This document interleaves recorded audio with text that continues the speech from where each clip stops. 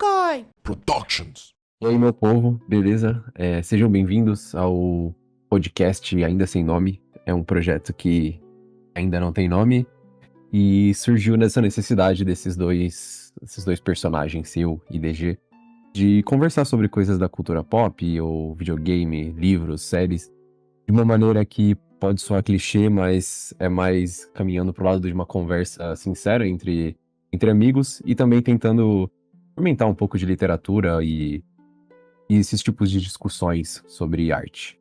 E para me apresentar, eu sou o Gabriel Madalena, eu sou um escritor e estou me formando agora em História da Arte, me pós-graduando em História da Arte. Então esse é um tema que eu gosto muito e um campo que eu adoro, que é sobre arte, literatura, videogame. E eu espero que nesse espaço aqui seja um local legal pra gente trocar uma ideia, conversar sobre arte e literatura e se divertir também. Então nossa intenção era justamente ter essa rede de conversas e trocar uma ideia mesmo. Eu sou o Lucas DG, da Little Guy Productions. Eu sou artista, formado em animação, principalmente focado em jogo, mas eu faço, sei lá, animação, arte, 3D, meio que um pouco de tudo, e eu também fiz uns mapas pro livro do Gabriel. Para esses primeiros episódios a gente resolveu trazer um livro que tá bem no hype e um autor também que tá bem hypado ultimamente, mas que, com méritos dele, sem dúvida, ele é um grande autor. E a gente vai falar sobre o primeiro livro, né, O Caminho dos Reis, do Relatos da Guerra das Tempestades, do Brandon Sanderson. E nesse primeiro episódio a gente vai fazer um recorte específico e aí a gente vai caminhando junto com o livro e lendo e trazendo cada vez mais episódios. Então vocês podem ler com a gente também, caso vocês queiram, ou não, se quiser só ouvir sobre a história e opiniões também, fiquem em paz. E essa primeira parte a gente vai cobrir até a página 208, que é o fim da parte 1, incluindo os 2 prólogos que tem no começo. E o programa vai ser dividido em blocos, então não vai ser capítulo a capítulo, mas a gente vai falar dessa primeira parte como um todo.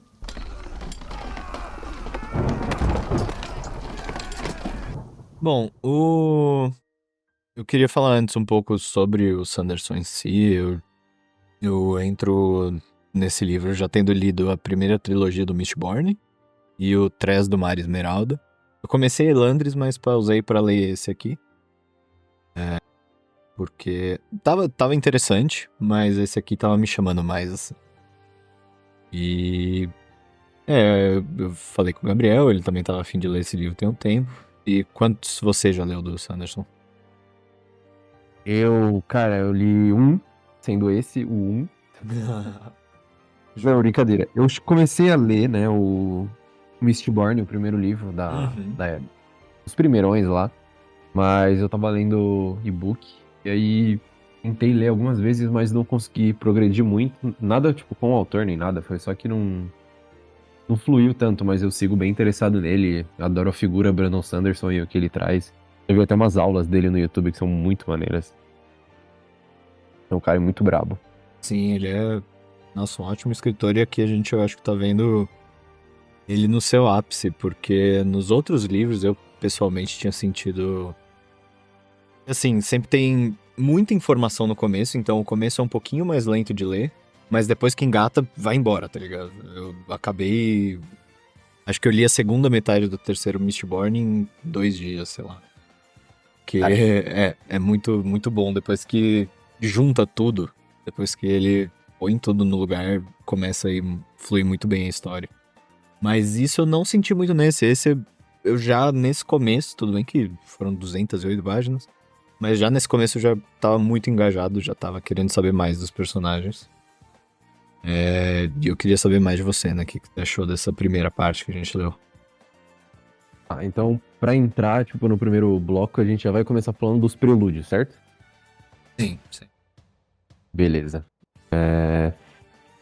O que eu senti, talvez por eu ser um cara um pouco menos conhecido, assim, de Sanderson, não manjo tanto dele, acho que eu tinha mencionado com você que eu achei de uma confiança muito grande do cara lançar basicamente 2 prelúdios, assim, que seriam um prelúdio e um prólogo. Então, você confiar o suficiente no seu trabalho pra você fazer algo do tipo e esperar que as pessoas se mantenham interessadas pode beirar até a arrogância, assim, de um autor novato, mas eu acho que o Sanderson consegue, assim, passar essa mensagem tranquilo, apesar de eu ter sofrido um pouco com eu diria essas pedras no caminho, assim, de começar o livro de fato, mas foi interessante. O primeiro prólogo, né, que é eu acho que ele é até um pouco mais denso do ponto de vista de lore, tipo, de tentar entender o que tá acontecendo, foi muito difícil pra mim.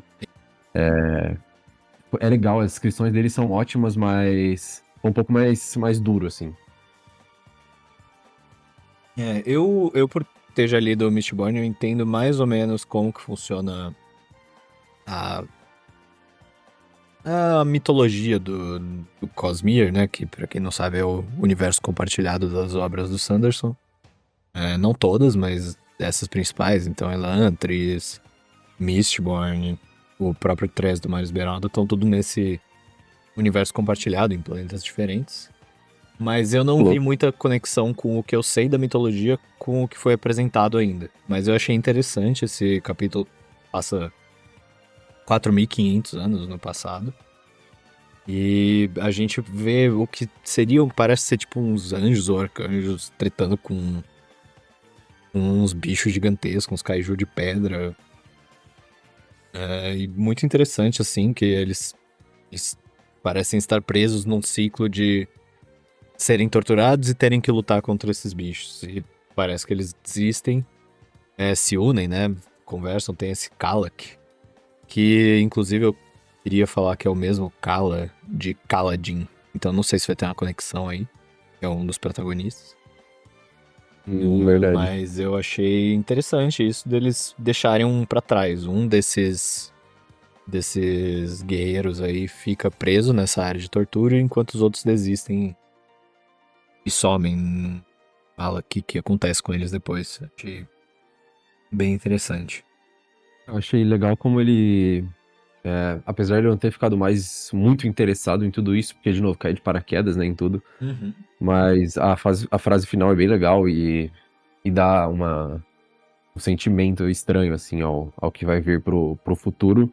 E a gente tem aquela mensagem, né, sei lá quantos mil anos depois, e aí vem um prólogo que eu já achei muito mais legal, muito mais interessante, assim, tipo, ele traz a ação de fato pra um acontecimento que tudo bem, você não conhece tanto esse cara, mas você vai se carregando, assim, pela história esqueci o nome dele, Zelete? Szeth. Zef. S-Z-E-T-H, é um nome complicado mesmo. Na real é Zé Filho Valano, o Insincero de Shinovar. Esse cara, se isso não é nome de boss de Dark Souls, eu não sei o que é. Longuíssimo nome. Mas é super maneiro, assim, esse capítulo, esse prólogo, na verdade. E o que eu tinha até mencionado com você, uma das coisas que eu amei no Mistborn foi esses textinhos que vem antes, né, do cara. Nesse caso aí a gente tá sabendo um pouco do lore, né, do Mistborn era meio, tipo, as aventuras do herói que perdeu a treta, né? Que perdeu. E aí você vai conhecendo um pouco desse herói, e aqui é legal porque você também é meio um lance um pouco mais de mistério, parecem ser vítimas ou... São um texto, tipo, a frase final de alguém que morreu, assim. Isso, segundos antes, né, da morte da pessoa. E não sabemos se eles estão experimentando também, fazendo algum tipo de experimento com essas pessoas, né? Então, é uma boa pergunta. Eu não sei se eles são, talvez a galera que tá coletando esse texto seja quem busca as almas, não sei. Não tenho ideia de o que ele vai fazer ainda. Mas conhecendo o Sanderson, ele vai usar isso pra conectar na história em algum momento. Esses textos de começo de capítulo. E você vai falar lá daquele lance das castas sociais e tal, que eu acho que é o que você conseguiu tratar melhor. Eu achei bem interessante isso desse segundo prólogo com o Zef, porque ele já começa a introduzir muito o estado social desse mundo. Assim. Ele já mostra que tem os parchemanos e os parchindianos, que parece ser a galera que vem do mesmo lugar, mas são tipo builds diferentes. Eu não sei. Eu vou citar algumas vezes nesse programa, mas não sei se você chegou nessa parte no Berserk que tem... Eu não lembro o nome do país dos caras, mas são os caras, tipo... Acho que Kushan, acho.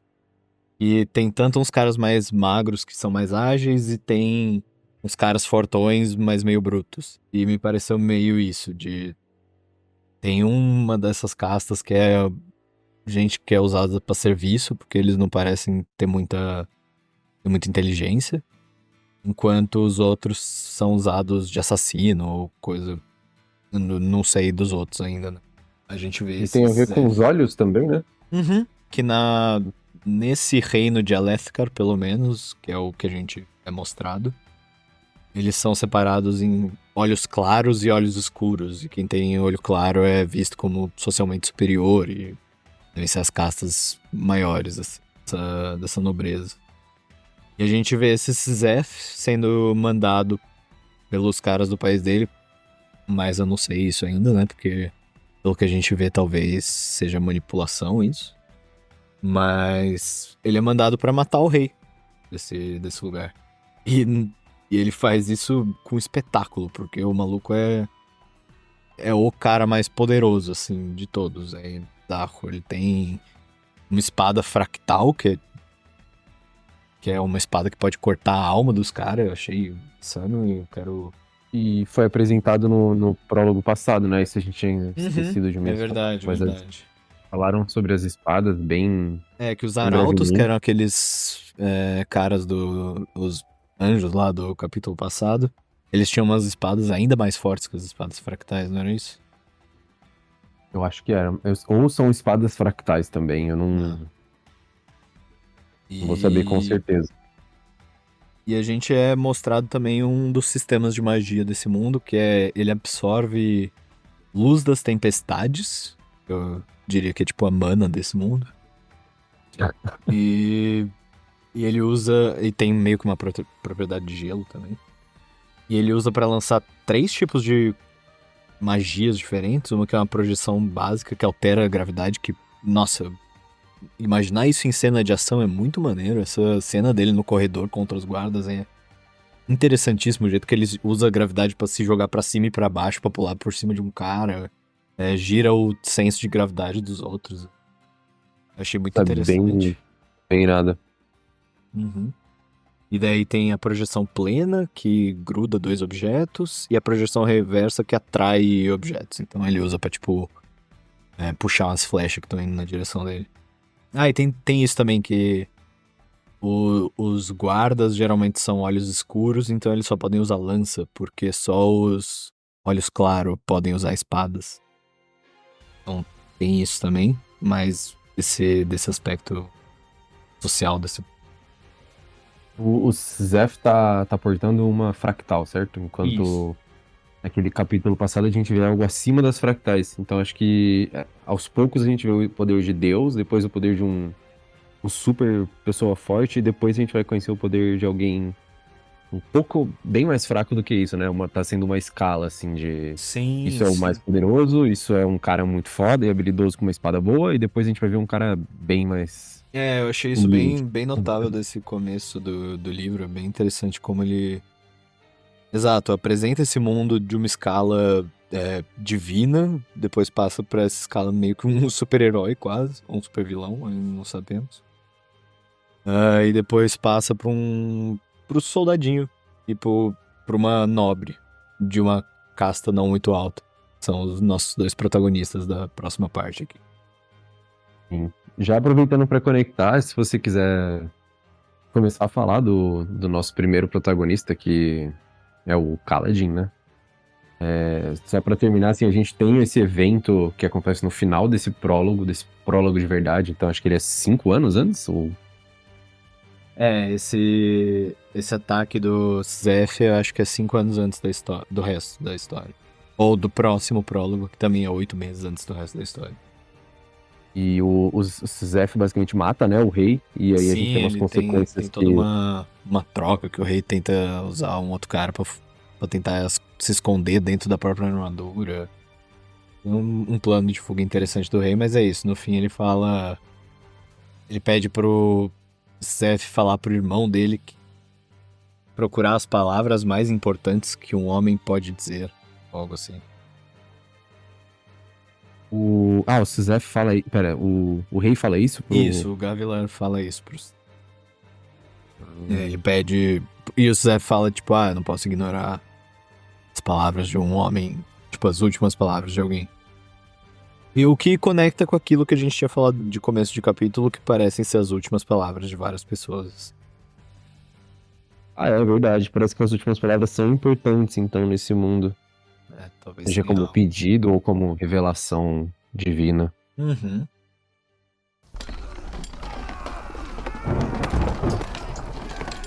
Daí vamos embora pra parte 1, começo, né? Começar o livro de fato, depois de 2 prólogos, introdução, onde ele fala sobre a visão dele sobre o livro, né? Falando que era um livro, tipo, basicamente o magnum opus dele, o que ele sempre quis fazer, o que ele tá fazendo desde 2000 e pouco.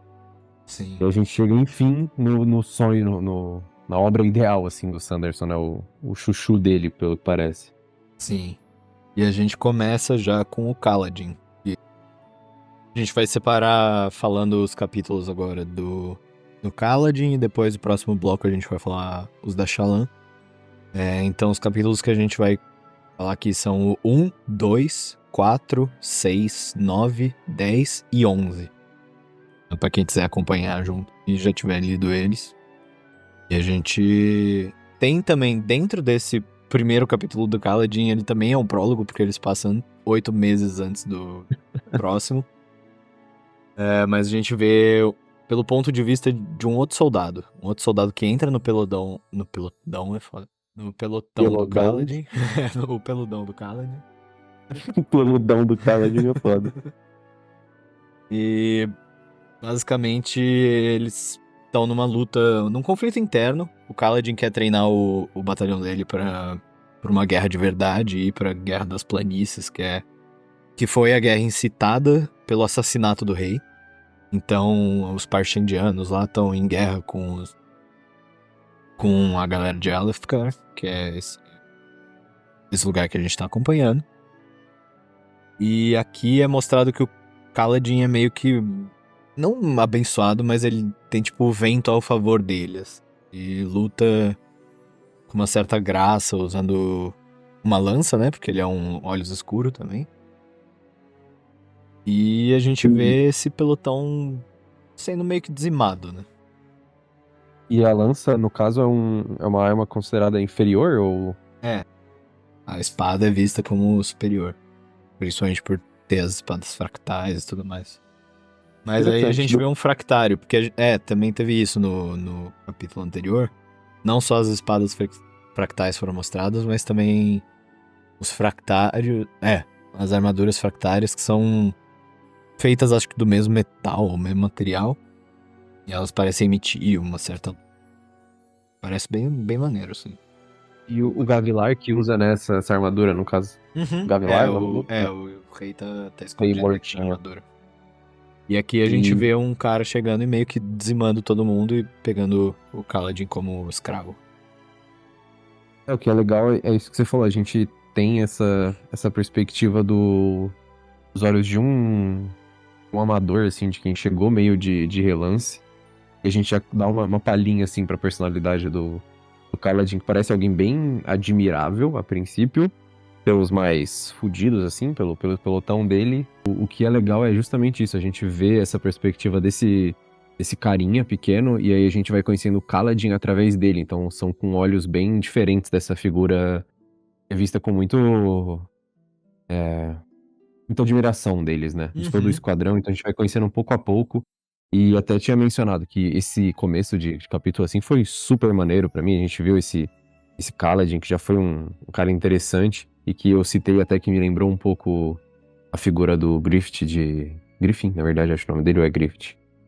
É Griffith, né? Griff, do próprio Berserk, que é uma figura, tipo, de um moleque novo, admirável e que atrai as pessoas, bem magnético com o esquadrão dele, só pra quem não leu.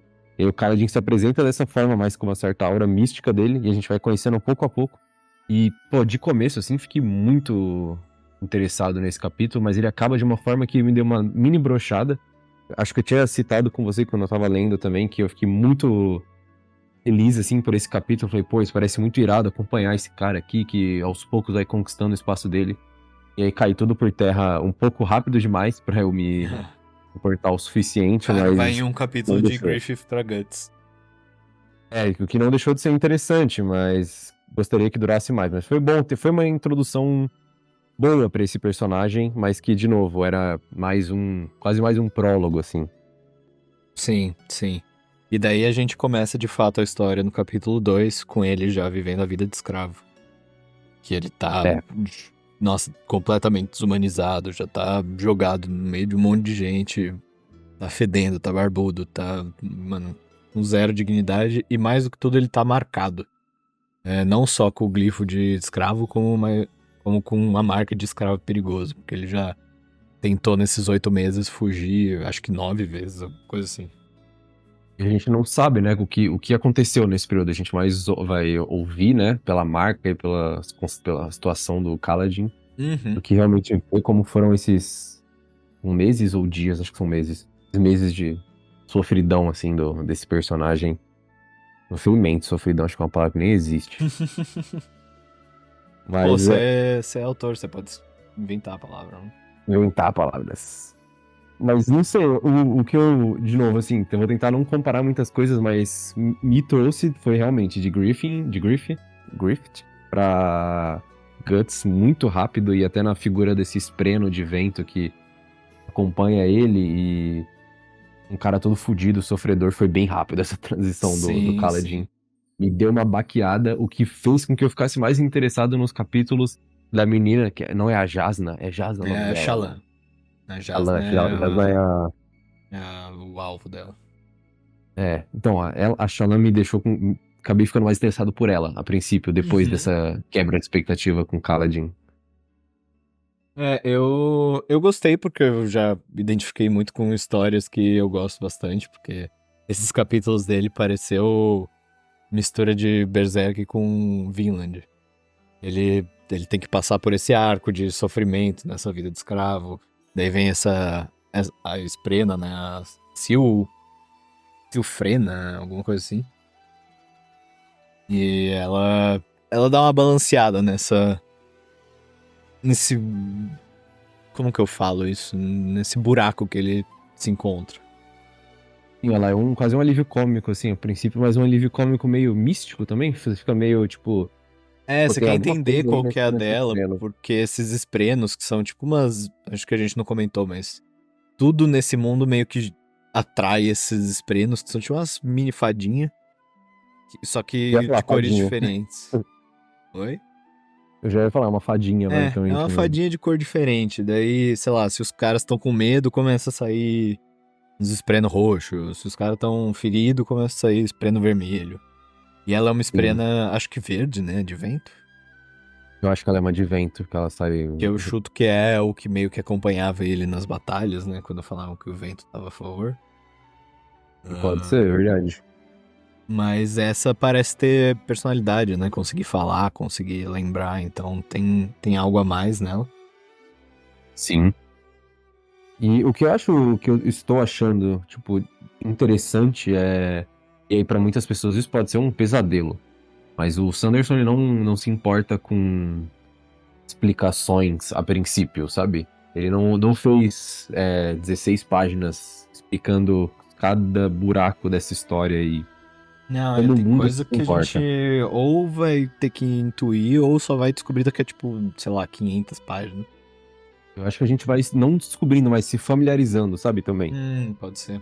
A gente vai se familiarizando com esse universo que já é familiar para as pessoas. Então não faz sentido eles estarem questionando a existência de um espreno. Faz mais sentido eles questionarem a existência de um espreno Vendo espertinho com. e um espreno que se lembra. Total, total. É mais natural, assim, desse aspecto. O lado ruim é que você fica perdido. Totalmente perdido, e aí você vai levando mesmo isso na história. E eu curto, porque eu não sou o tipo de pessoa que vai passar horas pesquisando no Google como. Ou, tipo, buscando material de apoio. Então eu só vou vivendo mais, tipo, a história, sabe? Bom, como alguém que já gastou boas horas na Wiki do Sanderson, eu diria que eu sou. Então, eu fico com essa parte de completando o que eu souber. E é legal que tem pra os dois, sabe? Tem. Tem, você não História e precisa estilo dos dois saber, tipos. mas se você sabe as coisas por trás ali da lore dele, fica mais interessante. Você ganha uma segunda camada de apreciação. E como os poderes funcionam também é interessante. Dá pra pesquisar e dá pra se aprofundar nisso, né? Pra entender essas leis que regem, assim, o mundo e a magia.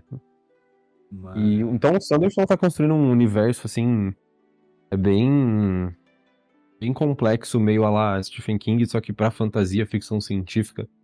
E, pô, não queria fazer essa comparação ridícula, mas meio universo cinematográfico da Marvel, né? Que tem muitas Mano, coisas que vão se conectando, mas é menos tem ridículo do que planetas você e... imagina a conexão. Eu não duvido que o universo, o Cosmere possa ser um universo cinematográfico forte no futuro, principalmente porque é tudo na cabeça de um cara, então não tem inconsistência de filme pra filme, a não ser que eles mudem de diretor, né? Mas eu acho que seria mais coeso até do que o MCU. Eu digo, não precisa nem ser cinematográfico, nem cinema mesmo, mas dentro da literatura mesmo, que é um pouco o que o Sim, King sim. faz, só que o King é um pouco mais aberto, assim, com essas hiperconexões, assim, do universo Sim, dele. total, E total. parece que o Sanderson tá deliberado desde o começo, então ele vai É, construir uma o, rede. o Tress do Mário Esmeralda que eu li, eu acho que é mais pra frente, porque eu sei que já ele faz referências ao fim do terceiro Mistborn. Só que eu não li a segunda era do Mistborn, eu só sei que é mais pra frente. Então eu sei que ele tá escrevendo cronologicamente, né? Esse universo. A gente já tem evoluções dentro que, tipo, afeta de um livro pro outro, sabe? Tem personagem que aparece no Trask que só tá ali porque aconteceram as coisas que aconteceram em Mistborn. Maneiro, maneiro. E continuando, retomando, assim, Uhum. ao principal, que era a figura do Kaladin. O Sim. que eu consigo dizer sobre ele mais, trazendo pro Sanderson aqui, eu lembro um pouco daquele personagem, daquela figura, que também começava com K. Era o do Mistborn 1. Você lembra o nome dele? O Kelsier. Essa figura Kaladin parece um protótipo do Kelsier. E tá sendo muito parecido pra mim. Tipo, essa figura masculina, tipo, meio fodona, assim, me lembra bastante o Kelsier. Eu acho que o Kelsier tinha uma personalidade um pouco mais divertida do que o Kaladin, mas eles parecem o mesmo arquétipo de homem, sabe? Que parece o arquétipo que leva o Sanderson com esses personagens masculinos dele. Sim, ele é meio, sei lá, o herói mesmo. Bem o Ele é arquétipo do um herói que, heróizinho. tipo, se ferra no começo, o underdog, assim. O cara vai ter Uhum. que ir lá de baixo, ele vai começar como escravo e agora vai ter que dar um Sim, jeito e de ambos são subir nesse meio brabo, exército, eu assim, né? imagino. Tipo, meio. Oi? Ambos são meio brabo também, tem um lado meio sombrio deles. O Sim, Kelsier sim. tinha isso. O Kelsier também sofreu bastante, então eles dois têm esse lado mesmo, é o herói torturado, né? Eu acho que Sim. seria um nome bom pra esse arquétipo. E pra frente a gente tem, depois dessa derrota dele, ele se torna escravo, certo? E a gente passa uns Uns bons capítulos, assim. capítulos com ele eles estão passando no meio da mata pra chegar num lugar que ele tá sendo levado por um chefe de escravos pra ser vendido. E a gente até vê ele tendo planos pra tentar matar o cara e tentar se livrar, mas nenhum acaba dando certo. Ele desiste de matar o cara porque ele acha que é errado. E ele meio que vai perdendo as esperanças. E contraponto tem a Silfrena, que vai. Pô, a gente ainda não sabe o nome dela, né? Ela só vai falar mais pra frente. Mas ela vai aos poucos tentando animar ele. E vai balanceando essa escuridão, né? Até o fatídico acampamento militar, onde as coisas é uma guinada meio errada pra ele, de novo. Ele É, se afunda mais ainda, né? sim, quando ele chega no exército aí, nossa. Ele vai de mal a pior, porque ele antes tava só. Só é foda, né? Mas tava sendo maltratado, mas tava sendo alimentado. Ficava o Ele dia era inteiro na só um gaiola. escravo. Ele era só um escravo. Mas agora ele vira um escravo carregador de ponte no meio da guerra. Então ele é colocado no time mais letal, assim, a galera que mais sofre baixa. No exército de um dos príncipes, acho que é o Sadeas. Porque, também voltando, como o rei foi assassinado, Aí o filho dele sucede como rei. E tem vários príncipes cercando esse rei. Eles estão nas planícies, que era inclusive onde o Kaladin queria chegar lá no começo. Ele queria chegar nessas planícies pra Verdade. ser do exército, mas ele chegou com certeza do pior jeito possível. E ele é E o colocado pra carregar capítulo. pontes porque como o mundo é todo... Tem várias mega tempestades, é um mundo meio árido em certas partes. Tem vários penhascos, então ele tem que carregar a ponte pro exército poder ir passando. Só que eles são, como quem vai na frente, eles são os que mais tomam flechada do exército dos Parchendianos, não? Os Parchimanos. Confundo aí. E no capítulo introdutório é até legal. Dele, né? Capítulo introdutório não. O primeiro capítulo dele, a gente vê um pouco dessa motivação. Parece que ele tem uma motivação bem bélica, assim, de chegar até um escalão alto do exército. E é isso que você falou da questão de carregar ponte e tal. Acontece também. Ele é colocado nesse em específico porque ele acaba tendo uma desavença, né, com um dos caras do exército, um dos caras que parece que ele é tipo o líder dessas coisas de pelotão, o que tipo, o cara já é nervoso, porque quem tá ali já não é muito importante pro exército, né? Sim. E aí o Kaladin vai até percebendo o quanto é meio inútil esse trampo dele, tipo, tá uma guerra meio, tipo, qual é o propósito, sabe? A gente morre, morre, morre, mas parece uma guerra meio vazia, assim, não parece que tá indo pra lugar nenhum também. É, ele faz uns comentários que dá a entender que essa guerra tem motivações secundárias. Assim. Não sei se vai Uhum. ser uma metáfora de guerra por recurso, por exemplo, então eles estão, na verdade, fazendo essa guerra pra roubar as gemas que tem no lugar. Ainda não foi revelado o suficiente, mas é o que Esquisito. deu a entender, né? Tem uma coisa estranha aí. E a E é gente bem. vê ele chegando nesse. Ah, se você quiser completar com isso antes. Eu ia falar que é bem da hora ver essas descrições do capítulo. Agora foi uma das mais legais pra mim, ver o cara, quase chamei de Kelsier, ver o Kaladin levando as pedras e. Pô, muito maneiro, no meio da guerra, assim. Foi uma das melhores descrições que eu tive no livro até agora. É, eu acho que isso é uma qualidade que o Sanderson tem ligas acima de Game of Thrones, por exemplo, do Martin. Porque o Sanderson não só é muito bom em descrever a política, como ele é muito bom em descrever a ação também. O Sanderson escreve Sim. ação magistralmente. No Mistborn tem umas cenas já muito boas, assim, de imaginar, mas eu acho que o segundo capítulo lá, o prólogo do Steph, já colocou um tom muito mais filme de ação aqui. Sim, sendo cinematográfico, né? A ação dele também. Cinematográfico pra caramba, é bem épico, assim, bem... E agora a gente vê essa guerra mais pé no chão, ninguém tá usando... acho que aqui, nesse ponto, ninguém tem espada fractal até, tá só soldado mesmo nas espadas e lanças. Sim. E arcos, né? Porque o time dele tava muito aflechado. E a gente passa mais uns capítulos disso até que ele chega num ponto de quase desistir de tudo. Ele tá completamente sensibilizado, ele já viu um jovem entrar na equipe dele, como era aquele jovem que entrou no primeiro capítulo e também morreu no pelotão dele, que aparentemente lembra o Kaladin do irmão, então tem mais isso aí. E ele vê esse jovem entrando no pelotão dele também morrendo, vê sangue escorrendo, assim, pingando no olho do moleque. Então ele tem um certo.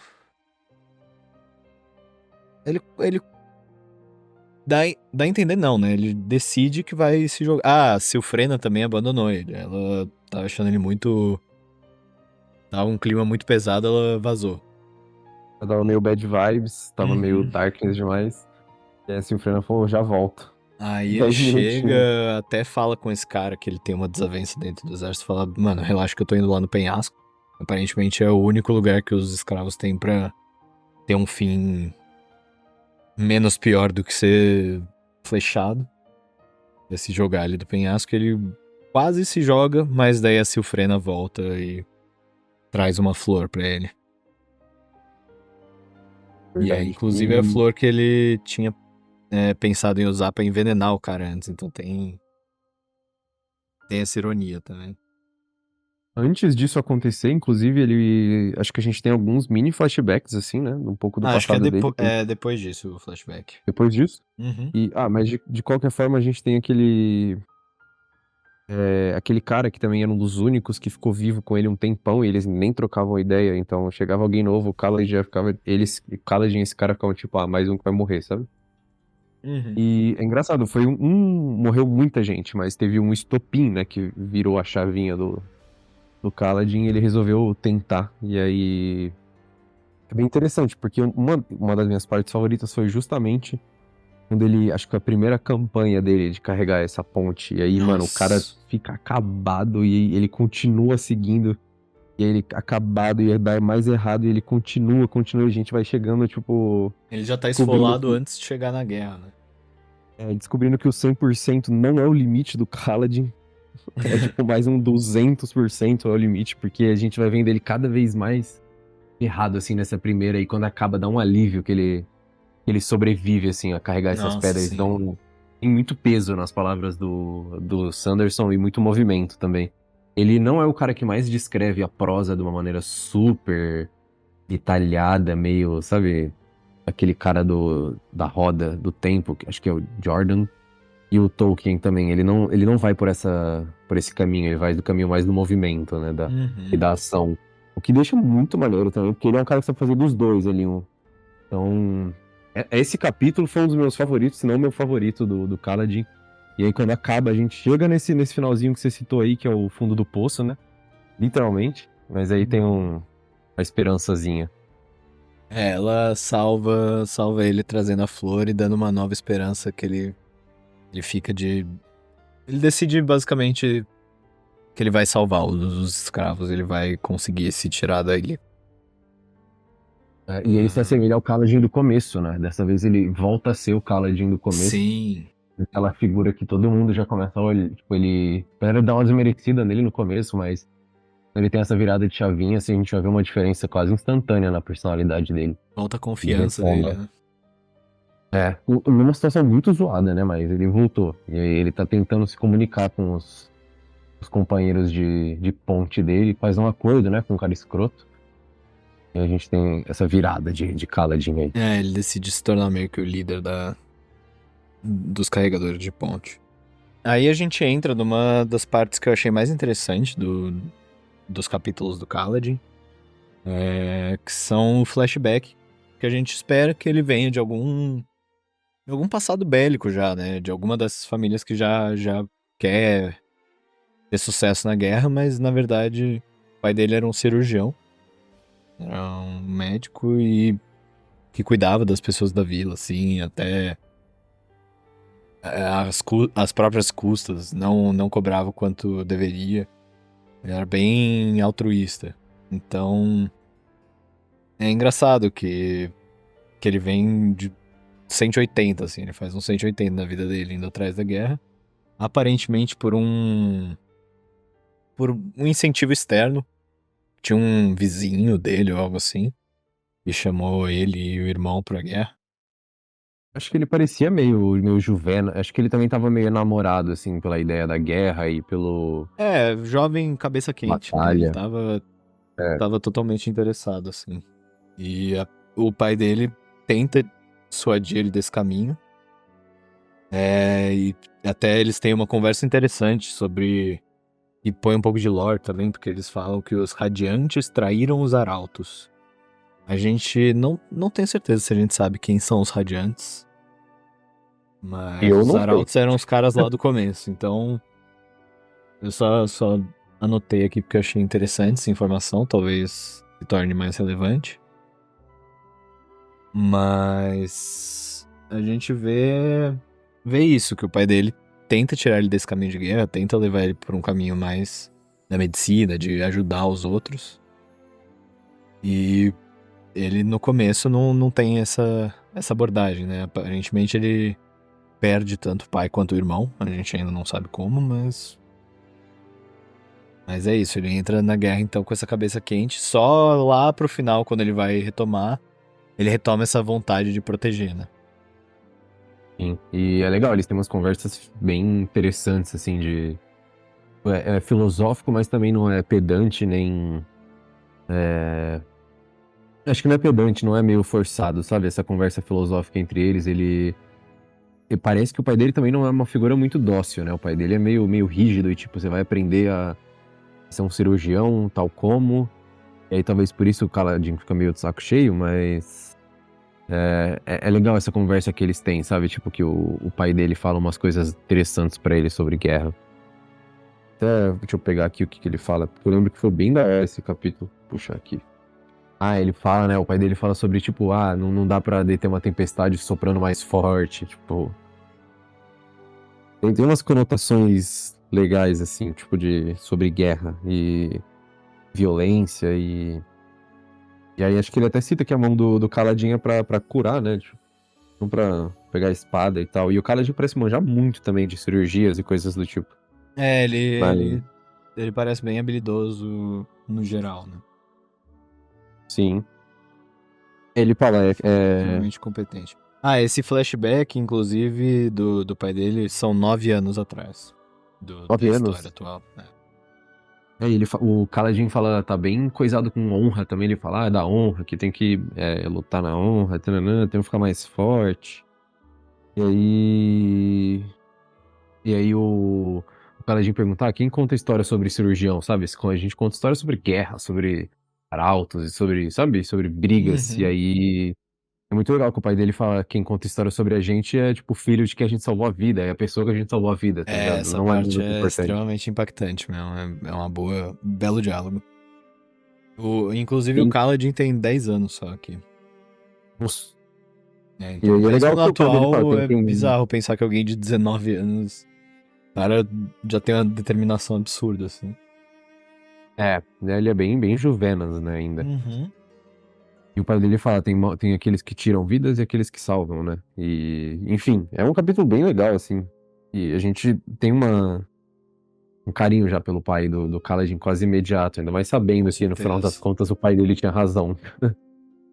É, que volta ao que eu falei de me lembrar de Vinland Saga, né?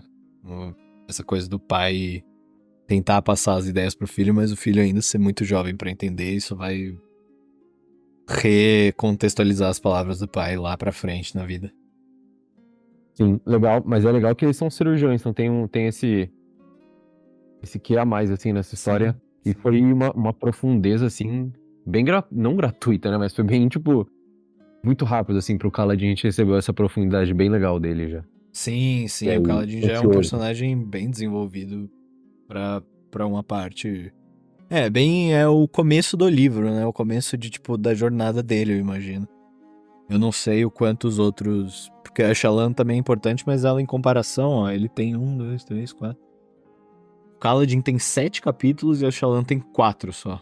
Então. Até então, o protagonista, né? Ele eu acho que é E pelo que eu vi da parte 2, a gente vai ter uns caras de cargo mais alto no exército, mas ainda vai continuar tendo o capítulo do Kaladin.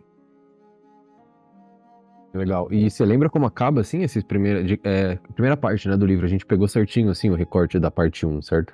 Sim, sim.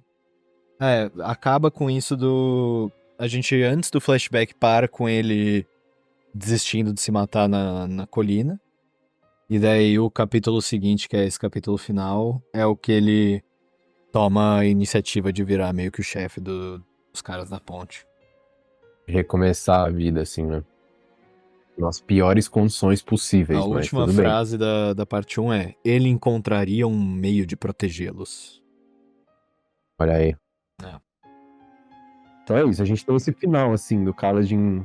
Tem Isso. um arco, né? A gente teve ele em caminho de ascensão, a queda total e agora de volta ao caminho de ascensão. E você pensar, já é Um uma estrutura meio backstoryzinho. de 3 arcos dentro da primeira parte. Né? Tem um backstoryzinho, ele dá profundidade ali, um pouquinho pro Kaladin, Sim. Eu já tô personalidade um completamente investido pouquinho. na história do Kaladin. Quero ver ele batendo nesses príncipes que tratam ele mal. Também Bem tô escravo. ansioso pelo Kaladin, apesar de estar muito mais interessado na A história Shallan. da Shallan foi mais interessante. é mais interessante no que pode significar pro grande esquema da história também, eu diria. Sim.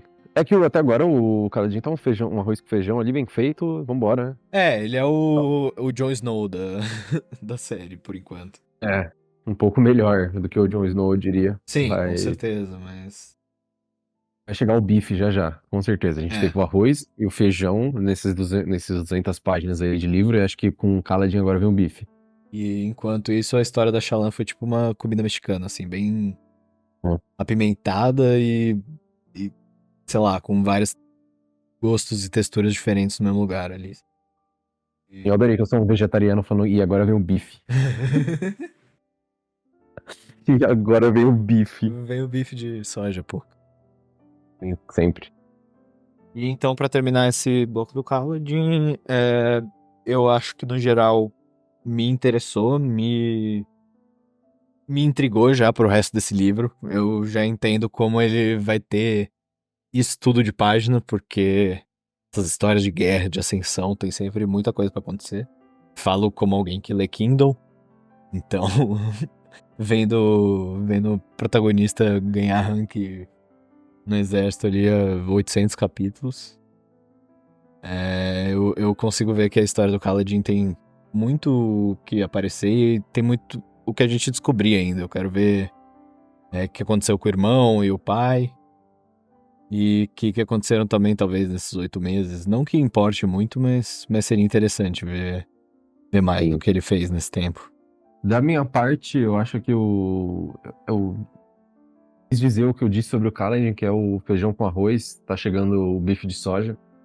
Mas, não sei, foi altos e baixos com o Kaladin. Eu acho que apesar dele ter tido o capítulo mais emocionante pra mim, que foi aquela subida lá com as pontes nas costas e todo lascado, fudido, desgraçado. Não sei, eu acho que ele ainda não me capturou tanto quanto a Shallan ou Shallan. Mas estou bem interessado assim, na história dele e sigo interessado, especialmente agora que parece que vai ter essa retomada assim da motivação dele, mas eu fico curioso para saber como que o Sanderson vai desenvolver isso, se ele vai partir de uma ideia de que existe sim ascensão social nesse universo, ou se o Kaladin tá dando um murro em ponta de faca e tá escolhendo a maneira errada de atingir os objetivos dele, sabe? Ele tá querendo, quase de uma maneira ingênua, escalar o exército aos poucos e, não sei, eu tô curioso pra saber se o Kaladin vai ser aquela figura que a gente vê de tragédia máxima, sabe? Que ele fica retomando eternamente a motivação dele, cada vez num muito fundo de poço maior, até ele perder tudo de vez, sabe? Mas, não sei, sigo bem interessado na história de Kaladin, apesar de não estar 100% investido no Kaladin como pessoa.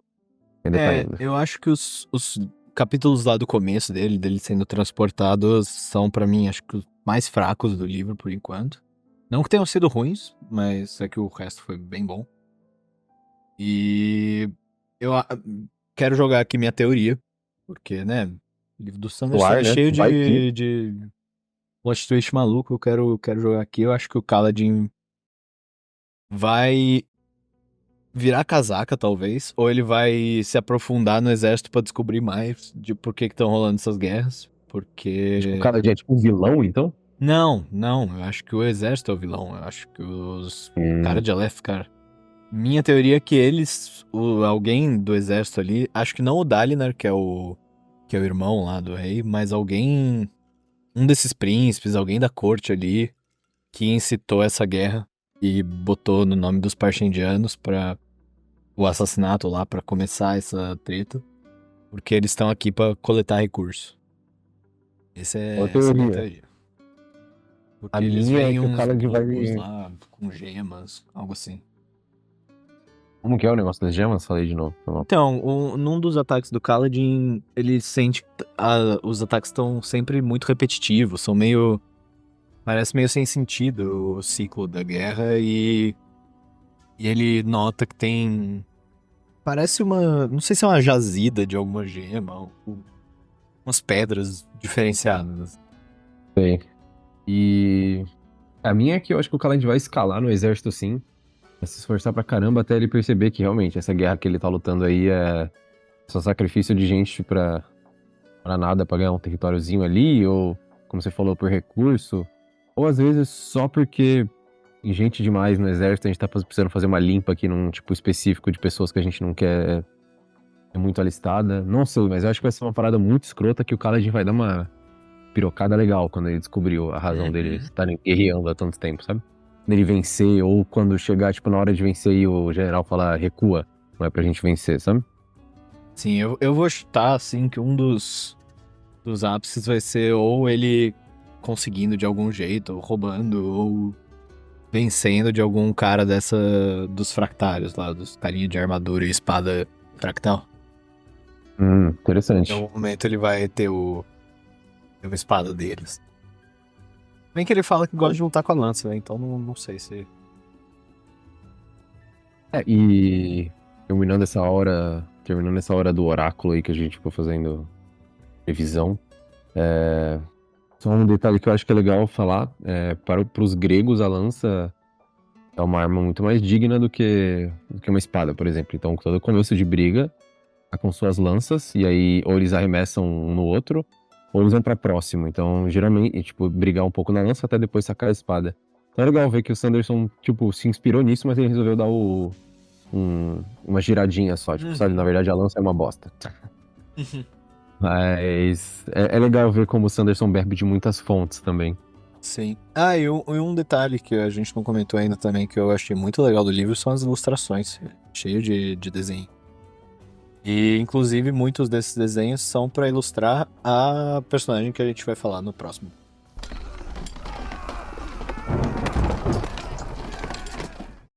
Bom, agora a gente vai falar dos capítulos da Shallan, que são os capítulos 3, 5, 7 e 8.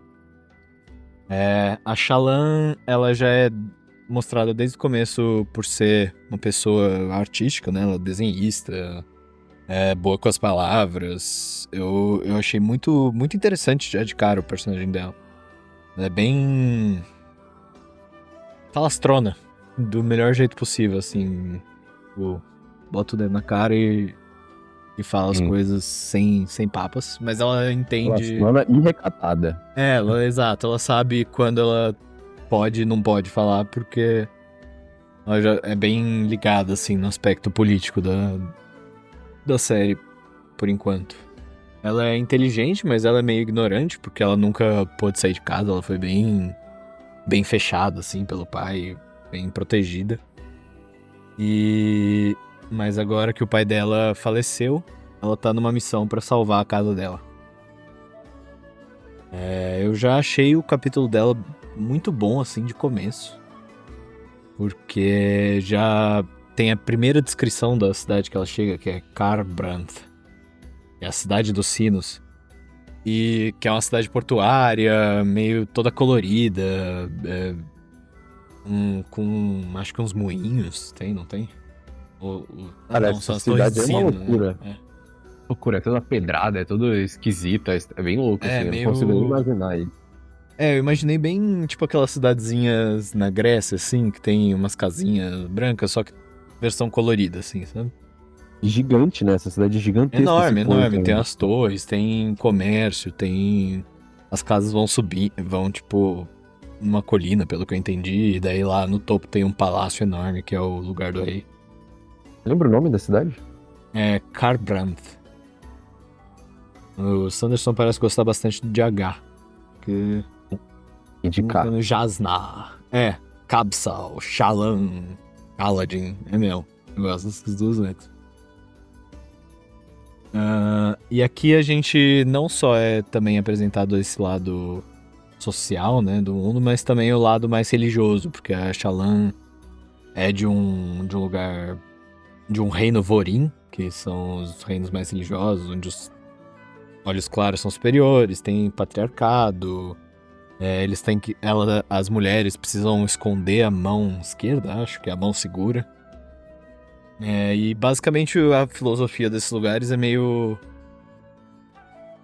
homem vai pra treta e batalha, e mulher fica em casa lendo. Tipo isso. Então são patriarcados totais, assim. É um lado bem esquisito, bem horrível, bem Europa antiga, assim, sabe? E ainda tem a questão das castas, né? Então Tem. tem patriarcado com castas sociais baseado nos olhos ainda, que a gente tinha citado. E só pra falar um pouco tipo, mais da cidade em si, é uma cidade, como você falou, ela é quase uma pirâmide, assim, tipo, ela vai se construindo pra cima e aí tem várias coisas lindas e parece ser uma cidade meio estado, sabe? Cidade-estado meio independente, assim, de todas as tretas, pelo que me parece. Parece uma cidade onde a galera vai pra comprar livro, uma cidade onde vai pra encontrar conhecimento Sim, e sim. nesse aspecto me lembra uma cidade meio Império Romano, tipo, meio Alexandria, assim. de Grécia. Eu nem falaria uma Alexandria da vida, eu acho que é tipo, realmente algo indo mais pra vibe da Itália, Uhum. ou tipo, no caso, algumas dessas regiões aí, e me parece até uma cidade meio Itália mesmo, só que até porque os prédios parecem ser, eu posso estar errado, mas parecem ser construídos de pedras, a boa parte deles também. Aham, acho que Porque pelo que eu entendi é meio construído dentro de uma encosta de montanha, então é meio é bem da cavado, né? hora, assim. E eu acho que entra nisso que você falou, tipo, a biblioteca parece meio Alexandria, mas também parece meio em volta de uma cidade meio italiana, só que pendendo mais pro romano mesmo. Uhum. E, pra falar umas coisas, eu posso estar muito enganado, mas aquilo que você citou das artezinhas que vem antes é bem inspirado em Iluminura medieval, que eram umas coisas que tinham uns Olha. artistas que eram acho que são os iluminadores o nome que eles. Se não me engano, é iluminador. E aí, as igrejas e os conventos e monastérios eram encomendados para fazer esse tipo de trampo, seja para um rei ou para um imperador romano ou para quem quer que seja, fosse muito rico. Depois vem os bancários pedirem esse tipo de coisa, mas mais para frente. E nesses conventos, assim, os caras desenhavam mesmo, tipo, algum ouro ou cara, são essas miniaturazinhas, eles pintavam com pigmentos de cor vermelha e várias coisas. Então é um trampo que remete a isso também. Então é super da hora ver essa referência do Sanderson. Tudo bem, o termo certo, o melhor termo pra falar disso não é iluminura, mas ele tá simulando uma iluminura, sabe? Uhum. Então, muito da hora, assim, achei bem sensível da parte dele e de quem quer que tenha se importado com fazer isso. Ficou bem maneiro, essas artezinhas antes. É, pelo que eu vi, tem vários artistas diferentes através do livro. Mas eu gostei que ele deixou isso meio diegético, né? Ele colocou a Shallan como sendo uma artista. Então tem, por exemplo, os sketches ali, tem uns desenhos de um Também dos tem, bichos, verdade. porque tem várias criaturas fantásticas nesse mundo, né? Meio. Tem os caranguejos, tem uns bichos de pedra que são mostrados carregando a carroça lá do Kaladin. Que são tipo uns caranguejões enormes que ficam em pedras. E aqui ela tem um desenho de uma enguia voadora esquisita. Mas são como os desenhos feitos pela Shallan, né? Então isso é legal escrever. No capítulo descreve ela desenhando eles. E uma coisa que é vista também nos outros capítulos, mas a Shallan nota aqui também, eles usam a luz, né, as coisas iluminadas que a gente tinha falado lá no começo, é a luz das tempestades. Eles usam tanto pra dinheiro, como poder, como pra iluminação. Então ela é usada, o Zeph usa lá no começo pra, tipo, sugar e aumentar a mana dele pra ele fazer as magias. Mas esses reinos usam tipo, orbezinhos colocados, infundidos com essa luz pra iluminar os lugares e usam como moeda também. Então é bem Ah, é verdade. interessante como isso funciona de, tipo, você não tem... Você precisa de dinheiro pra chegar à iluminação. Que é mostrado Sim. tanto por esse dinheirinho, quanto pelo fato de que pra entrar na biblioteca lá, que é onde tem todas as coisas que ela quer ler, você tem que pagar. Então, é meio que o conhecimento tem uma paywall nessa sociedade. E não Sim, é tão valorizado, né? Porque, tipo, é valorizado no sentido de que ele fica atrás dessas paredes de pagamento, mas geralmente livre, essas coisas, quem acaba lendo são as personagens femininas. eu acho que não é uma questão não só de ser valorizado, mas é meio elitizado também, né? Uhum. E aí a gente tem essa visão do cotidiano, que é a parte da Shallan, do cotidiano nesse local específico, mas a gente tem essa visão de alguém do cotidiano de uma elite, e é isso que você citou, não é que ela é uma pessoa rica tanto quanto um nobre de verdade. Não é isso, ela é acima da média em termos de alfabetização, conhecimento, então para alguém altamente elitizado e estudado, ela é medíocre, mas Eu acho pra que ela pessoa é olhos básica. escuros, né? Eu acho que ela é olhos escuros de casta alta dentro dos olhos escuros, mas mesmo assim eles não chegam às Sim. castas dos olhos claros. E eu digo também de conhecimento próprio dela. Ela é, tipo, pra uma pessoa normal, ela é uma pessoa fodida, assim, em termos de conhecimento. Pra isso, Sim. pra Jasna, por exemplo, ela é altamente medíocre, mas ela não é medíocre de verdade. Ela é medíocre pra essa visão elitizada dessa biblioteca de Alexandria e dessa cidade do conhecimento livre, assim, Uhum, sabe? uhum. E só pra gente contextualizar melhor o dela, o lance é que ela tá chegando de barco, né? Numa companhia que já tá há um tempo, né? Que ela já pagou pra Ela ir. tá Ela tá atrás indo com um dessa Jasna. objetivo. Sim, ela tá atrás de uma pessoa com um objetivo específico e essa pessoa talvez estivesse lá e ela foi meio no louco. E a gente chega, a gente embarca com ela do barco depois de uma jornada que parece ter sido divertida também. Ela já tem um cara que curte ela e eles são meio que amigos, e aí disso a gente vai conhecendo a cidade junto com ela também. Enquanto ela faz os desenhos dela e tal. Desenho é sacanagem, né? Mas Ela faz então, uns faz sketch as maneiro. artes dela. Aí ela chega nesse palácio, né? Porque a Jasna tá esperando ela. Ela quase chegou na última cidade onde a Jasna tava, só que a Jasna teve que sair, porque ela é ultra ocupada. E essa Jasna, pra também contextualizar, ela é, pelo que eu entendi, a irmã do rei que foi assassinado. Então ela é da família Collin, que é a realeza principal. Só que ela é herege. Ela não reconhece a religião, porque ela é toda estudada. Ela é a personagem mais inteligente que foi mostrada, só que por ela ser completamente educada no sentido de tipo, ter muito conhecimento, ela acaba sendo uma pessoa totalmente ríspida e ela é poderosa, assim mesmo. Ela é, tipo, não tem tempo pra gente inferior, segundo ela. Poucas ideias. Poucas ideias, exatamente. E daí a gente vê a Shallan tentando entrar como aprendiz dela. Mas ela tá tão na correria que meio que deixa entender que vai julgar a Shallan melhor depois. Então ela fala, quem sabe daqui a um tempo você entra na minha tutoria. Mas a Shallan não pode esperar porque ela tem basicamente o objetivo não só de virar aluna dessa Jasna, como usar isso pra chegar mais perto do transmutador dela. E um transmutador é uma outra coisa que foi apresentada nesse mundo. Ou seja, já tem vários sistemas de magia diferentes. Eu achei bem interessante como eles vão interagir ainda. E esse transmutador, pelo que eu entendi, ele pode criar coisas ou mudar elas de forma. É um bagulho extremamente poderoso, assim. Sim. Que é demonstrado nesse primeiro capítulo da Shallan com a Jasna. Ou é no segundo?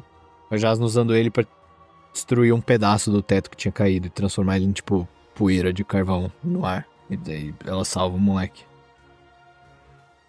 Uhum. É verdade. E é legal porque, tipo, de verdade, assim, a gente cai com a Shallan de cara, ela tem um objetivo. A gente acha que o objetivo dela é ser aprendiz. Uhum. Mas tem um conflito interessante quando a gente descobre que não, ela não quer ser aprendiz, ela tá querendo manipular a Jasna pra pegar o transmutador dela. E aí nessa a gente descobre que a família dela tinha um transmutador, o que já é algo estranho, né? Já é algo Total. que levanta a sobrancelha. E aí quando o pai dela morre, parece que o transmutador quebra. E como eles tinham minas, que basicamente banca toda a grana deles, acaba tudo. E eles estão Porque. fingindo que o pai tá vivo. Isso. Mas é que eu ia falar que o negócio do pai dela era secretamente, assim, sem nem os filhos saberem, ele usava esse transmutador, que era um segredo, pra criar novas minas e ficar achando novas minas pra assim ganhar dinheiro. Então ele era meio que um farsante. Ele inventava a necessidade que ele criava, assim. E aí não sabemos como tipo, uma família que não é de alto escalão, eles são ricos, mas nem tanto, tiveram em mãos um transmutador, que é algo que a gente só conhece até agora pela mão da Jasna, que é uma figura muito importante. Então fica nesse conflito interessante. A gente agora sabe, tipo, conforme os capítulos vão avançando, a gente vai conhecer a nossa cidade, a gente sabe que ela tá desesperada por isso. Então, pra mim, isso deu um senso de urgência o que ela tava fazendo. Foi muito maior do que. Tudo bem, no escopo, a do Kaladin é muito mais tensa, mas esse desespero da Shallan e as maneiras que ela vai tentando chamar a atenção da Jasna e ela falha, e ela tenta de novo e ela falha de novo, até enfim conseguir, tipo, um mínimo de atenção. É super legal, assim, essa jornada da Shallan, da Shallan, ou Shallan, não sei o nome dela exatamente. Não, eu também Foi não o sei como que. pronunciar. Então. Mas foi o que me puxou de uma forma que eu nem tava esperando. Por um capítulo que, teoricamente, é meio. Do ponto de vista de ação, é super sem graça, assim, nada tá acontecendo de É muito grande. conversa, basicamente. É ela chegando, descrevendo o lugar e conversando com a Jasna, basicamente. Se humilhando, né? Aham. Mas é um plano tão ousado que não tem como não ficar enamorado pelo plano, porque é muito. Ela quer roubar um item super poderoso de uma das mulheres mais inteligentes e importantes do mundo. É, e, tipo, tem o destino da casa dela inteira nos ombros dela. Então, é algo com, tipo, muito risco, muito. A Sim. recompensa é grande, só que o risco é infinitamente maior. Então é muito. Você fica todo momento meio tenso, assim, dela suspeitar de alguma coisa.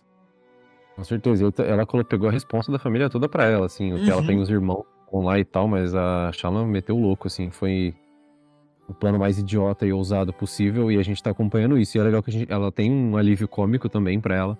Ela é engraçada, tipo, elas têm umas tiradas inteligentes, assim, sarcásticas, Total. mas a gente tem um alívio cômico na figura daquele cara que eu não lembro o nome, que ele é um pirata, e ele. É, isso, eu não vou falar esse nome nem a pau, mas ele é bem carismático, assim, e eles têm umas trocas interessantes mais pra frente. É bem legal a hora que eles vão comprar o livro, porque a Jasna meio que não aceita a Shallan, porque fala, você é inteligente e tal, mas, tipo, eu sou a mulher mais perto do mundo, tem que ser muito mais do que só inteligente pra ser minha discípula. Então volta daqui a Sim. alguns anos. Você precisa ter mais conhecimento sobre isso, isso e isso, e passa uns nomes de livro. É. Aí a Shallan vai atrás de comprar esses livros, só que ela não tem tanta grana, então esse Yalb, que é o pirata, ele ajuda ela a enganar um mercador machista lá, um mercador todo cuzão. E daí eles conseguem pegar uns livros dele e ela usa num plano pra tentar reconvencer a Jasna.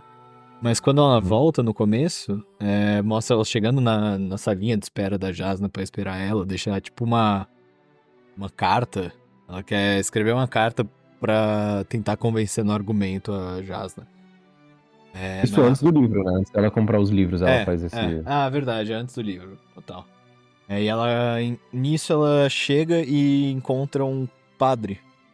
Não é bem um padre, né? Um devoto lá dessa fé deles. Que é um cara que tá tentando. A gente não sabe qual a real intenção dele por enquanto, mas a gente imagina que seja ele tentando reconverter a Jasna a ser uma crente, porque. Ele é tipo um monge, né? Sim. Ele me lembrou muito do padre de Fleabag. Que ele é, tipo, pra ser um cara sério, né? Um padre e tudo mais, mas ele é todo debochadão, ele é todo. Tem umas boas tiradas, assim. A conversa deles é bem interessante também. Tem até uma tensão entre os dois, assim, meio. Uhum. Ih, Rolou um rapaz. climinha esquisito ali. E ele é uma figura bem interessante, assim, de cara você já sente que ele tem uma aura diferenciada mesmo. Esse cara vai com certeza ter algum envolvimento maior com a história depois delas. E não só, ela também pra desenhar. E também descreve isso. Uma coisa que me chamou muita atenção é que quando ela desenha as lembranças dela, lembrança tá escrito com L maiúsculo.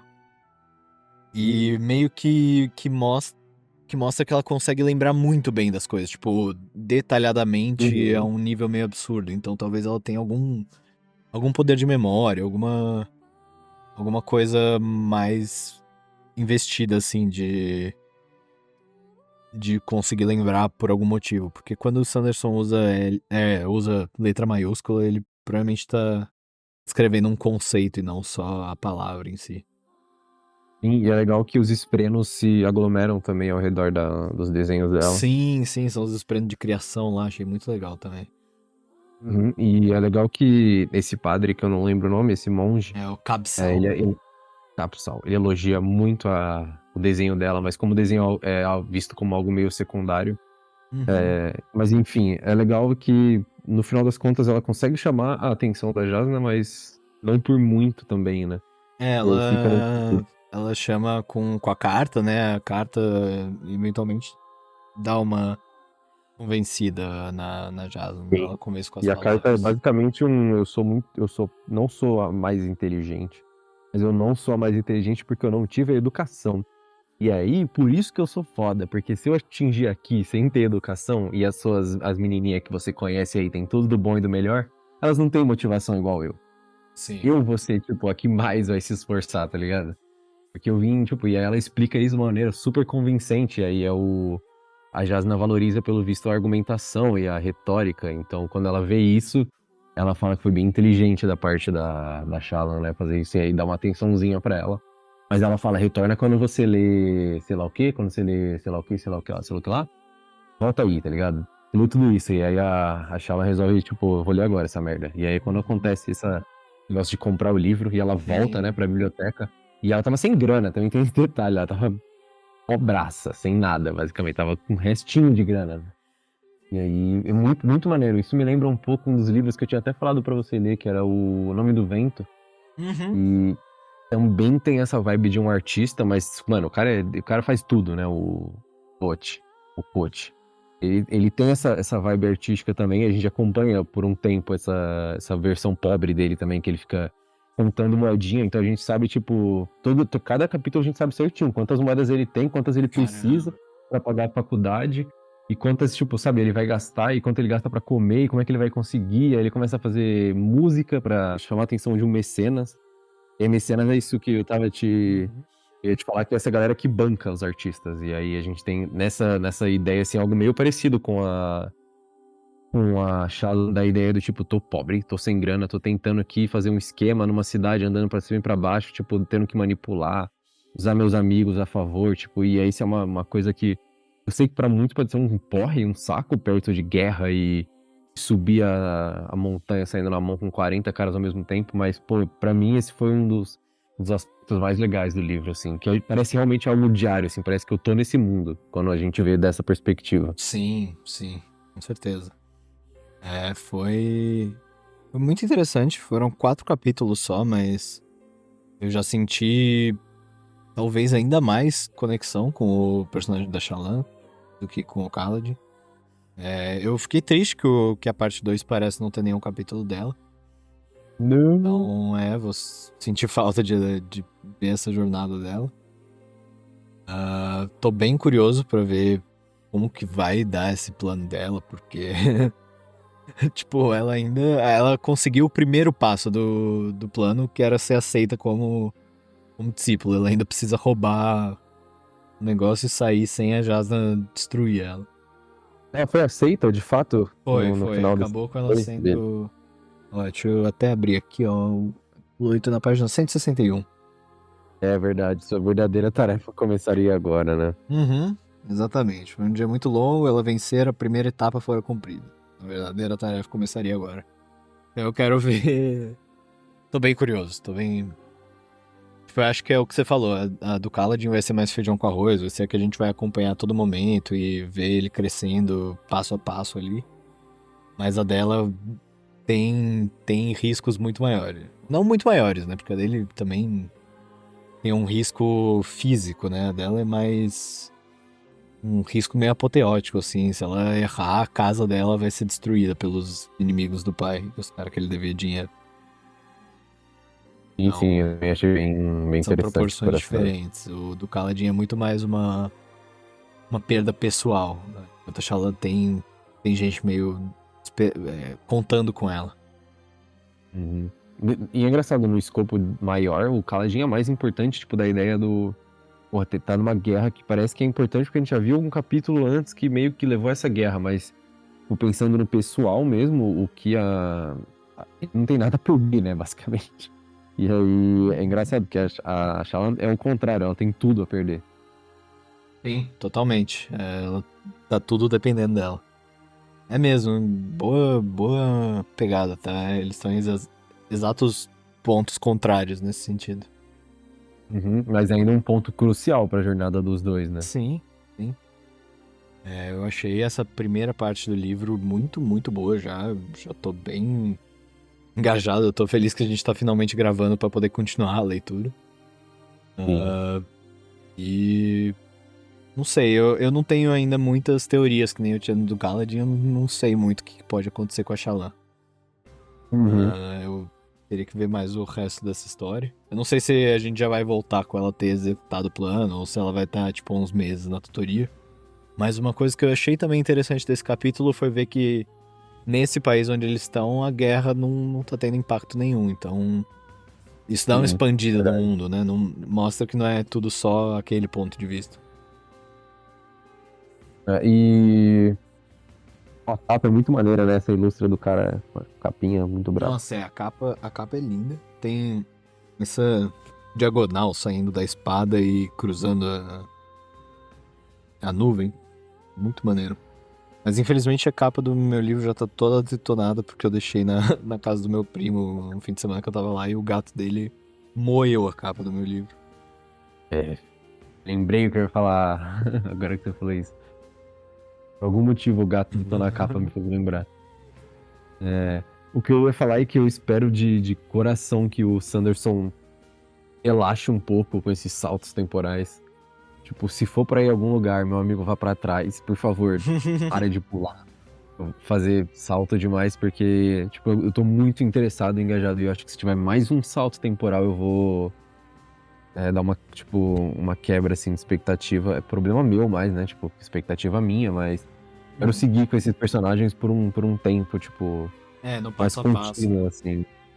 Porque eu finalmente, tipo, entendo a Shala, então todas essas páginas serviram pra entender a motivação dela, entender um pouco da personalidade, entender a treta dela. Mesma coisa com o Kaladin, os dois em pontos contrários, mas convergendo no desespero absoluto, né? Mas então hora que ele siga dessa vez, porque tô interessado, tá ligado? Ainda mais num livro de sei lá quantas mil páginas que a gente tem aqui.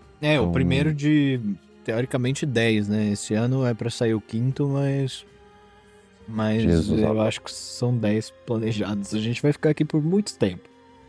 Sim. Então, tomara que a galera que esteja vendo aí também decida acompanhar o livro junto com a gente, passo a passo, porque vai ser uma longa jornada.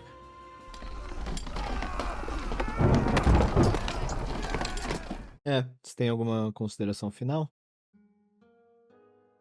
De consideração final, não. Acho que eu tô feliz, né, de estar começando finalmente a embarcar nessa jornada. Sinceramente, receoso. 10 livros, 2.000 páginas. Vai ser tipo um trampo quase de vida, assim, de realmente dedicar muito tempo a isso. E eu não Esse sou a aqui é o melhor menor pessoa deles, nisso. inclusive. Jesus. Eu não sou a melhor pessoa nisso, mas eu consigo interessado, especialmente com o Sander ser uma figura bem, bem da hora de estar surgindo assim no meio. E até porque agora parece que ele tá tomando as rédeas na mão dele também, né? Com a editora, enfim. Uhum. Tá seguindo o solo, né? Com uma equipe por trás e publicando os negócios sozinho, o que é bem interessante para um autor tão grande como ele. Então, abre umas portas interessantes para outros autores. Tá Mas enfim, pavimentando o caminho, né? não vou entrar muito nisso, mas tipo, interessado pelos próximos e espero ver mais da Shallan, sinceramente. Sim, com certeza. De consideração final, eu também adorei já esse começo, tô bem já engajado na história, quero seguir com ela, tô feliz de finalmente começar essa obra, porque eu quis terminar essa trilogia do Mistborn. E eu Terminou, né? demorei É muito, verdade. eu demorei muito, porque quando eu leio sozinho, eu vou lendo muita coisa no meio do caminho, vou lendo uns mangás, então eu gostei bastante que a gente tá fazendo esse projeto aqui de ler junto, porque também me incentiva a ler numa, num caminho bom, né? Ler num tempo bom. Sim, sim. Acho Eu que tô todo lascado de livro pra ler também, velho. Tá cheio de coisa. mas exato, esse projeto junto dá uma motivada a não desistir. Principalmente olhando quantas páginas ainda faltam, mas como a gente combinou uma data, foi muito bom, assim, deu pra ler tranquilamente. Eu fui lendo um capitulinho por dia e alguns dias mais, alguns dias menos, claro. Mas eu segui bem, tá? É um livro também muito gostoso de ler. Como Saladin, Inclusive. entre altos e baixos, a gente foi chegando aqui, né? Total, total.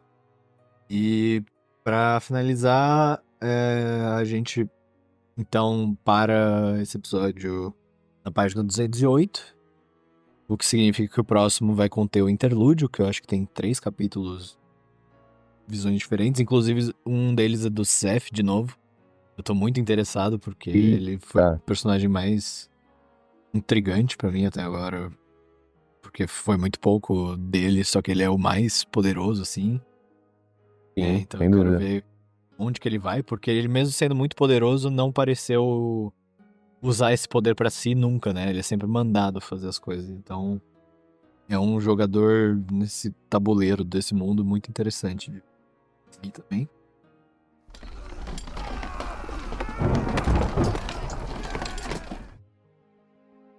Para trazer um pouco mais além desse livro que a gente estava lendo, que é O Caminho dos Reis, do Sanderson, que a gente combinou de se encontrar no próximo episódio aí, se as forças divinas permitirem, a gente consegue alcançar e chegar onde a gente quer chegar, que é a 538, certo? 532, acho. 532, quase. Mas então vamos deixar duas recomendaçõezinhas ou uma recomendaçãozinha para quem quer se aprofundar em um tema parecido ou uma obra parecida, então, ou não, nem precisa ser parecido, mas eu dou a palavra primeiro pro meu querido DG falar a indicação dele de hoje, então manda bala. Minha indicação seria essa do X-Men 97. Eu comecei assistindo. Achando que ia ser totalmente episódico, só pra ganhar em cima da nostalgia, assim, porque eu assistia quando era pequeno. E tava achando legalzinho, mas daí chegou, tipo, o episódio 5 em diante, foi full história maneira, assim, tá bem interessante, tô gostando bastante. Faltam 2 episódios pra acabar, mas já fica aí minha recomendação. A minha recomendação é bem diferente da do DG. Nos meses pra trás eu fiquei obcecado por um livro e eu devorei ele em 2 dias. Foi muito rápido pro que eu tô acostumado a ler. E chama O Último Duelo, é um livro histórico, é um livro sobre uma história real que aconteceu, não lembro o ano, sinceramente, tipo, Idade Média, talvez Idade Média tardia, até finalzinho da Idade Média. E foi a história real do último julgamento por combate, assim, na França. Então, foi o último regulamentado, né, pelo parlamento. E aí foi escrito pelo Eric Yeager. Tem um filme até, pra quem quiser assistir o filme, é do Ridley Scott. Tem na HBO ou na Star Plus, não lembro. Mas se lê um livro ou assista um filme, é uma história assim. Parece. Tem horas que você fala, não, isso não aconteceu de verdade. Qual o Porque. nome mesmo? O último duelo. Último Duelo. Maneiro. E é uma história legal porque é uma rivalidade de décadas, assim, entre dois homens. E eram amigos, depois viram inimigos e até um dia fatídico onde um dos personagens casa com uma mulher e passa a gostar bastante dela e ela gostar dele. Eles têm um relacionamento meio conturbado, mas até que chega o dia que esse melhor amigo do cara, esse amigo de décadas, assim, melhor amigo é meio forçado, mas eles são amigões das antigas, de guerra, sabe? E aí esse cara estupra a mulher dele. Nossa senhora. E fica a palavra dela contra a dele, e aí eles vão, enfim, a um duelo, assim, sabe? Ao último duelo, realmente, tipo, ninguém acredita na mulher, só o marido dela acredita, e também tem muito esse questionamento se ele tá acreditando de verdade ou se ele tá fazendo isso só por birra, porque eles já tinham se desentendido, sabe? Também. Uhum. Ele aposta basicamente a vida dela, porque se ele perder, ela vai ser morta na fogueira. Caramba. Que horror. E tem uns agravantes muito loucos, e é uma história muito, muito louca. E o Jäger, e o Eric, ele pesquisa de uma maneira super da hora, e ele descreve de uma, tipo, uma história bem emocionante, assim, e com uma mensagem interessante também. Então, pô, essa é a minha indicação, meio de fantasia, assim, né? Mas não é bem fantasia, mas nesse meio ainda de fadinhas, mas com história real, muito da hora. E devorei muito rápido. É interessantíssimo. Fiquei curioso também. Atrás dele. Nosso próximo episódio, então, vai ser nesse meio tempo, enquanto a gente não acaba a parte 2, vai ser sobre a DLC de Elden Ring. E a gente vai finalizar por aqui. Muito obrigado por terem ouvido. Nossas redes sociais vão estar na descrição, se vocês A quiserem minha não. seguir por lá. Não? Então tá bom. Então eu vou deixar só minha página de desenho pra quem quiser ajudar. Low profile, negativo. Falou, Nada profile? de Tá bom, tá social. bom. Justíssimo. Faz bem, faz bem. Foge disso aí, não. Os holofotes. Uhum. Mas é isso então, povo. Obrigado aí por ouvirem e até o próximo episódio. Valeu! Opa, falou!